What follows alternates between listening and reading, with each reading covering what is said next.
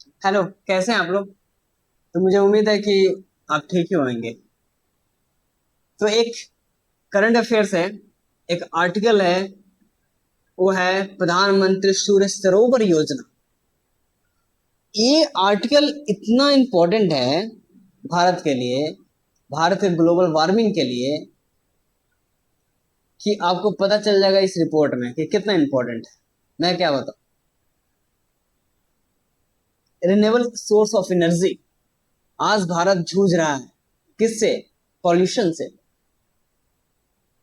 दिल्ली की हवाएं चिक चिक बोल रही है कि अब मैं यहाँ नहीं बह सकता हूँ, नहीं ब्लो कर सकता हूँ मैं यहाँ इतनी गंदी वातावरण में। दिल्ली की एयर पोल्यूट हो चुकी है, कैप्टन सोचो वो पोल्यूट हो गया। तो ये कदम, ये जो प्रधानमंत्री सरोवर योजना है, ये एक नेक्स्ट स्टेप है किसके लिए? रिन्यूएबल सोर्स ऑफ एनर्जी के लिए। और renewable source of energy, green economy plus green country के लिए इंपॉर्टेंट है। आइए बात करते हैं, यूनियन कैबिनेट ने अप्रूव किया इसे, कितना इंपॉर्टेंट है और इसका सोलर पैनल का यूज कहाँ होता है, कैसे, इस पर बात करेंगे कि सोलर पैनल कैसे इंपॉर्टेंट है। हर घर बिजली अब सुने होंगे, मोदी गवर्नमेंट ने पहले भी बोला था कि आप छत पर लगाओ सोलर पैनल को, और एक योजना भी चला था कि सोलर पैनल जिसके घर में रहेगा ना, उसका यूनिट कम लगेगा और सब्सिडी भी प्रोवाइड होगा।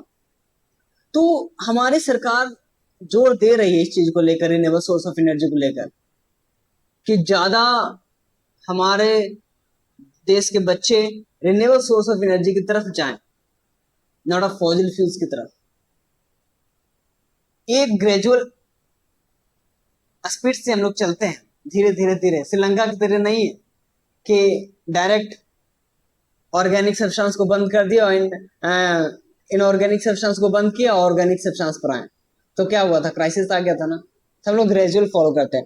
2070 तक इंडिया का टारगेट है जीरो इमिशन का, मतलब जीरो कार्बन डाइऑक्साइड प्रोडक्शन। 2070 तक टारगेट है, ठीक। आइए बात करते हैं। तो इसका स्कीम का बेसिक आइडिया जो ये है, स्कीम का अगर बेसिक आइडिया पता करेंगे तो install solar panel on water body through floating solar photo voltaic project integrated with energy storage system. आइए एग्जांपल सिखाता हूं इससे, कि ये सिंपल मतलब कि सोलर पैनल को आप इंस्टॉल करना है, फ्लोटिंग करवा मतलब इंस्टॉल करना है, लेइंग करवाना वाटर बॉडीज पर, ठीक है। इससे बैटरी कनेक्ट रहेंगे, ठीक है। यहां से सनलाइट आएगा और सनलाइट इसके थ्रू बैटरी स्टोरेज सिस्टम में इलेक्ट्रिसिटी ट्रांसफर होकर फिर ये इंटीग्रेटेड जो मेन ट्रांसफर लाइन तक होती है वहां तक पहुंचाने का काम करेगा। मैकेनिकल प्रोसेस, ये इंटीग्रेटेड सिस्टम है। आगे भी बात करें कैसे बैटरी कनेक्ट होता है, कितना वो इलेक्ट्रिसिटी प्रोड्यूस कर सकता है, हमारा कितना टारगेट है, ये भी पर बात करेंगे। तो टोटल बजट की बात करते हो तो 5,70 करोड़ बजट मिला। बिग नंबर ही है 5,70 करोड़। और टारगेट भी है बहुत बड़ा है, तो ये प्लान भी बहुत बड़ा है, प्रोग्राम बहुत बड़ा है। कंपेयर करेंगे प्रीवियस टारगेट से तब आपको पता चलेगा। टारगेट ये है कि 5,70 करोड़ का पैसा दे रहा हूं जी, तो 5,000 मेगावाट फ्लोटिंग सोलर कैपेसिटी को डेवलप करना है, जिससे minimum 2 our battery storage her solar panel साथ कनेक्टेड रहेगा। और टोटल स्टोरेज कितना प्रोड्यूस करेगा? 10,000 मेगावाट आवर, इतना चाहिए फाइनली मेरे को। टाइमलाइन क्या है कि मतलब कब तक होना चाहिए? ये 30-31 आप साल ले लीजिए, और 32-33 से चलेगा, कोई सपोर्ट करेंगे इसमें, कंटिन्यू सपोर्टिंग रहेगा। गवर्नमेंट पैसा प्रोवाइड करेगी इसके रिसर्च के लिए, एलिजिबल प्रोजेक्ट के लिए, जो भी प्रोजेक्ट आए, चाहे चाहे कोई प्रोग्राम सेटअप करना हो उसके लिए पैसा खर्चा करेंगे हम लोग। फ्लोटिंग सोलर क्या है?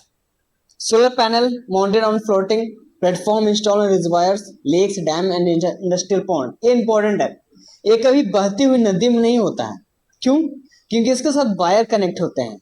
अगर वायर मान लो लंबा रहता है वायर, ठीक है, वायर कनेक्ट होता है, तो वाटर है भाई, वाटर होता है, एयर की वजह से इसको बहा कर लेके जा सकता है या ब्रेक कर सकता है। वायर जल्दी ब्रेक तो नहीं होते हैं, वो फ्लेक्सिबल होता है, लेकिन इधर उधर ले जा सकता है। लेकिन इसीलिए वाटर लंबा नहीं होता, मतलब बहती हुई नदी में नहीं रहता, एक स्थिर कांस्टेंट वाटर में रहेंगे, जैसे लेक्स में रहेंगे, डैम डैम में रहेंगे और इंडस्ट्रियल पॉन्ड वगैरह में रहेंगे। एक बाउंड्री, एक फिक्स बाउंड्री में रहेगा, ठीक है।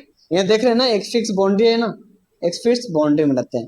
कितना सुंदर लग रहा है फिगर, फ्लोटिंग सोलर फिगर का देख लीजिए, ऐसे ऐसे रहेंगे। और नीचे इसके और कुछ होते हैं, एक तो फ्लोटिंग होता है, और फ्लोटिंग जब करते हैं ना, तो ऐसा नहीं है कि एक सोलर पैनल इधर चला गया, एक सोलर पैनल इधर चला गया, नहीं, इसके नीचे basic structure, strong structure provide किया जाता है, ताकि उन लोग यूनाइट रहें आपस में, ताकि वो डाइवर्ट ना हो, एक दूसरे से सेपरेट ना हो जाए। ये देखिए वाटर में, ये देखिए वाटर केबल कनेक्टेड है ऐसे, ये इससे कनेक्टेड है, ये इससे कनेक्टेड है, ये इससे कनेक्टेड, कहीं भी इधर उधर जाएगा नहीं। अगर जाएगा तो साथ में सब कोई जाएंगे। ये भी देख सकते हैं। तो सोलर पैनल का यूज करना चाहिए रिन्यूएबल सोर्स ऑफ एनर्जी के लिए, हमारे ग्रीन इकोनॉमी के लिए, ग्रीन कंट्री के लिए, ग्रीन थिंकिंग के लिए, ग्रीन फ्यूचर्स के लिए। ये ग्रीन ग्रीन ग्रीन देखो बाउंड्री है ना। बेनिफिट क्या कर, बेनिफिट्स क्या है इसका, फायदा, फायदे, जो नॉर्मल लैंड है, नॉर्मल लैंड की जगह पर जो यूज होता है वो पानी के लैंड पर यूज कर रहे हैं, तो पानी ऐसे तो और की यूज नहीं करेंगे ना उसका। पॉन्ड है तो पॉन्ड में क्या यूज करोगे आप, ज्यादा फिशरी कर सकते हो, और अगर कोई प्लांट वगैरह ग्रो कर रहा है तो वो कर सकता है, वो तो नॉर्मली करेगा भी।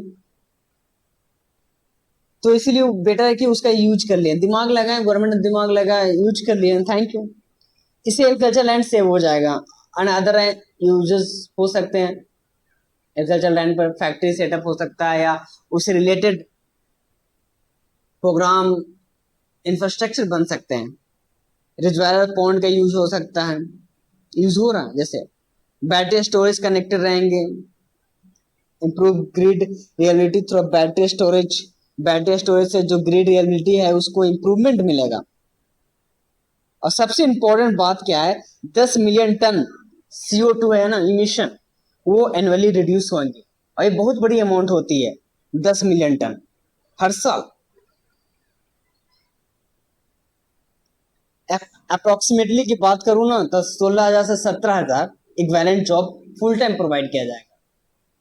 सिग्निफिकेंस फॉर इंडिया, इंडिया के लिए क्या सिग्निफिकेंस है, क्या इंपॉर्टेंट है। पहले इंडिया करंटली वो 700 मेगावाट फ्लोटिंग सोलर कैपेसिटी, अभी हमारे पास 700 मेगावाट फ्लोटिंग सोलर कैपेसिटी है। ये जब प्रोग्राम को लॉन्च किया हो ना, अगर ये पूरा हो जाएगा तो 5,000 मेगावाट ऐड हो जाएंगे इसमें, और एक बिग नंबर है ये। क्योंकि देखा जाता था ग्लोबल में जो फ्लोटिंग सोलर कैपेसिटी है 2024 के डाटा को देखूं तो 9.6 गीगावाट है, और ये गीगावाट बहुत ही बड़ा अमाउंट होता है। और इसमें सबसे ज्यादा एशिया ने 90% कॉन्ट्रीब्यूशन निभाया है इसमें, और इसमें सबसे भी ज्यादा उसका है चाइना का, इंडिया का तो बहुत ही कम है। चाइना गीगावाट में खेलता है और हम लोग मेगावाट में ही अभी खेल रहे हैं। तो चाइना का अगर एक छोटा सा अगर प्रोजेक्ट की बात करूँ ना, तो एक छोटा सा प्रोजेक्ट 120 मेगावाट का फाइनल लेक प्रोजेक्ट 120, और ऐसे ऐसे उनके हजारों, लगभग 100 प्रोजेक्ट है।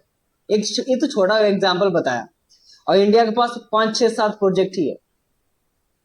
तो रिन्यूएबल सोर्स में हम लोग पीछे हैं, टेक्नोलॉजी में पीछे हैं भाई, चाइना है, चाइना।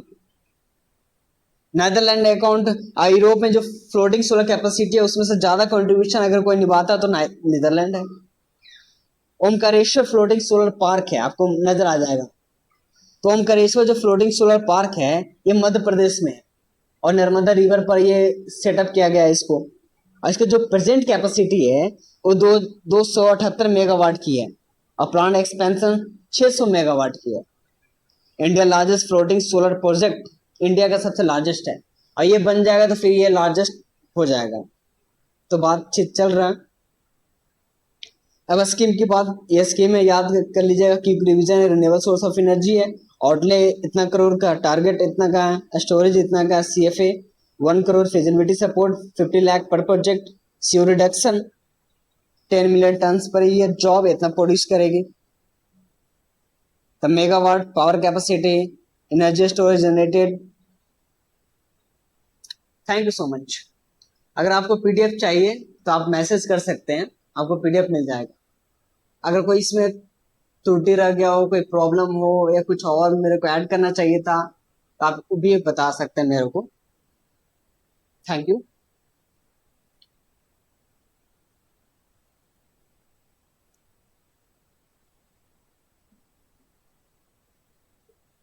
हरे कृष्णा हरे कृष्णा